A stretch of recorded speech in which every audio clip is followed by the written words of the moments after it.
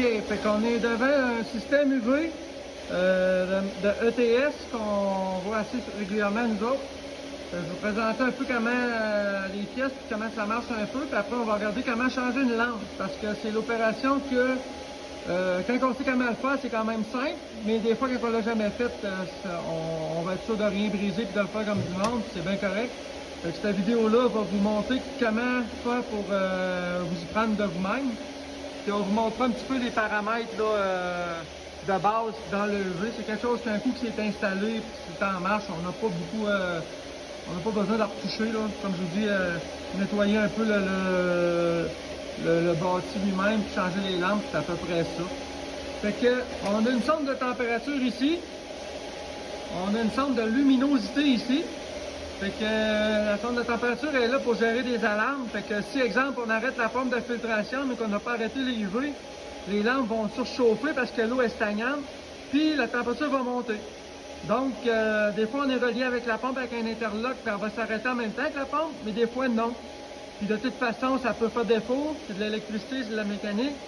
Fait que elle, si la température monte trop haute, la sonde va y dire, puis l'automate qui est à l'intérieur du panneau va faire arrêter les lampes, puis elle va donner une alarme. Fait que c'est comme un mode de protection. La sonde de luminosité, elle, est pour regarder qu'on a vraiment le bon dosage de bombardement UV. En temps normal, ça va jouer un peu en fonction de la clarté de l'eau aussi. Fait que des fois, nous autres au démarrage, on va aller la calibrer. Puis après, le client, ce qu'il a à faire, c'est quand le dosage baisse, c'est sûr que s'il vient de faire un traitement à choc ou que son eau est brouille pour une autre raison, c'est sûr que le dosage va baisser parce que veut pas, l'eau est rendue plus opaque puis il voit moins au travers, fait que lui, il le détecte, là, fait qu'il va dire l'eau dose. Mais si l'eau est encore claire puis belle puis qu'il donne encore des low doses, là, ça veut dire que l'intérieur du bâti a peut-être dû pas être nettoyé. Fait que on va expliquer un peu comment faire ça. On peut rentrer de l'acide muriatique, un mélange 4 pour 1. On va isoler nos valves de chaque côté. On va garder ça dans... la valve est à l'autre bout, là. On va garder ça... un mélange 4 pour 1 d'acide muriatique avec de l'eau. On va garder ça à peu près 15-20 minutes. Puis après, on va renvoyer ça dans la piscine. Fait que ça va avoir eu nettoyer l'intérieur du bâti. Puis aussi des quartz. Les lampes, ce que je vais vous montrer tout à l'heure, sont dans ce sens-là. Ici, il y en a deux. Des fois, il y a un modèle qui en a un. Le plus j'ai vu, c'est 4, mais je sais qu'il y en existe des plus gros encore. Puis, ici, je vais le démancher tout de suite pour qu'on voie.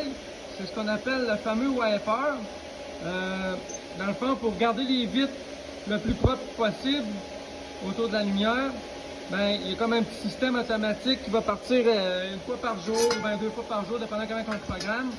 Fait qu'il y a un petit moteur, un petit step moteur relié avec un encodeur.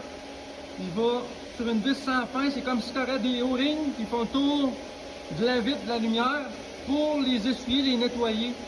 Fait que ça va faire que vous allez durer plus longtemps avec votre quartz, ça amène d'avoir besoin de l'enlever complètement ou de le changer, ou puis éviter que ça prolonger les durées de vie. Fait que on va changer de lumière. Pour faire ça, il va falloir que j'enlève le couvercle ici. J'aurai pas le choix d'enlever les deux côtés parce que la lumière elle a un fil chaque bout. La lumière, j'en ai une ici. Dans le fond, j'ai la boîte. Il faut toujours valider qu'on a le même numéro, là, le 1029-17, qui est écrit ici, 1029-17. Moi, c'est celui-là ici. Vous autres, ça se peut que ça soit un numéro différent. Fait que je s'assurer qu'on ait la bonne lampe. Fait que je vais démancher les couvercles pour me libérer mes mains, puis je vais vous montrer étape par étape. OK. Fait que vous voyez, j'ai enlevé les couvercles bleus. On voit qu'il y a un bornier à l'intérieur. Si vous auriez eu une lampe à changer, là, on aurait vu le fil qui dépasse, il aurait été branché dans lui. Il aurait fallu dévisser la petite vis pour enlever le fil.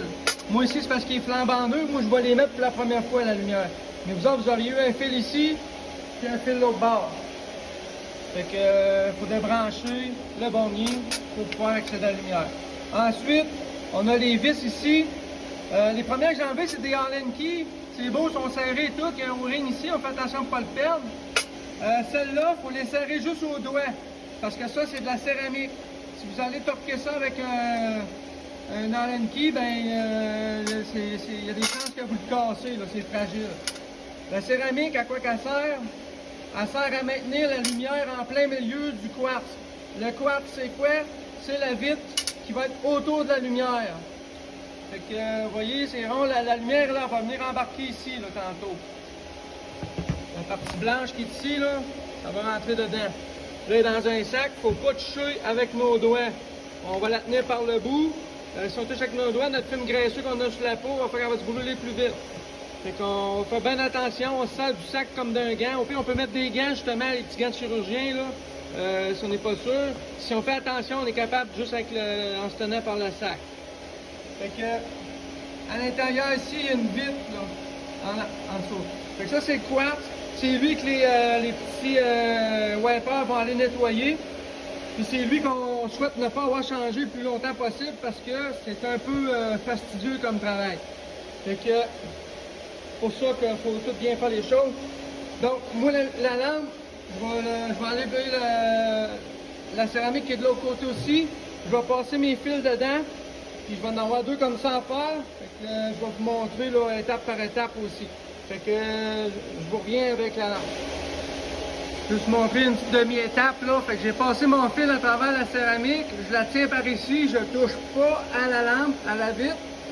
Puis là, ce que je vais faire, je vais aller la rentrer par l'autre côté pour que ça soit plus facile après rentrer ma deuxième céramique de ce côté-ci. Alors, on rentre dans un socket en premier, on rentre la lampe par l'autre bord, on s'en met en avant, puis on va mettre la deuxième céramique. Fait que là, on voit, mon fil il est passé, il est mis de l'autre côté aussi. Quand on arrive pour rentrer le deuxième, le premier ça va bien parce que c'est le premier qu'on fait, le deuxième, des fois, pour aligner, on va dire le milieu de la céramique avec le socket de la lumière, des fois, il faut tourner un peu, tu sais, pour... vu que c'est pas centré parfaitement dedans, puis on a le poids de la lumière qui cherche à pencher. Fait que faut un petit peu jouer avec le fil qui bougeait un peu la céramique pour s'aider.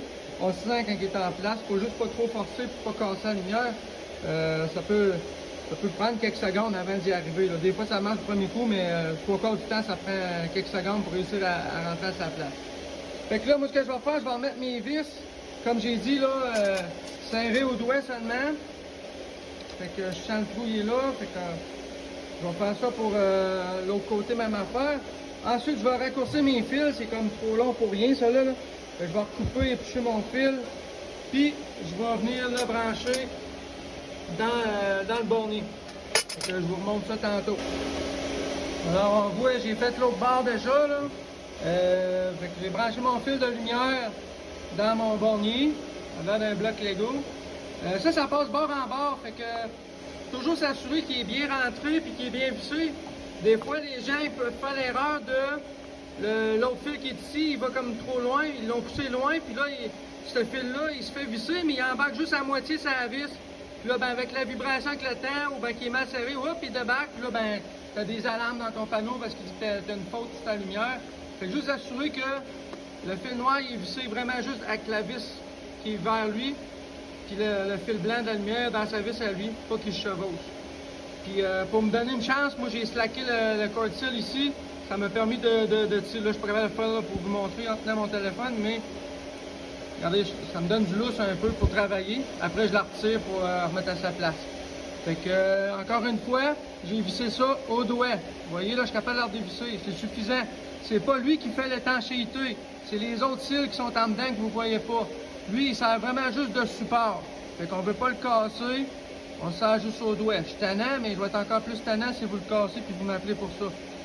Fait que, on va être rendu prêt à resserrer ça.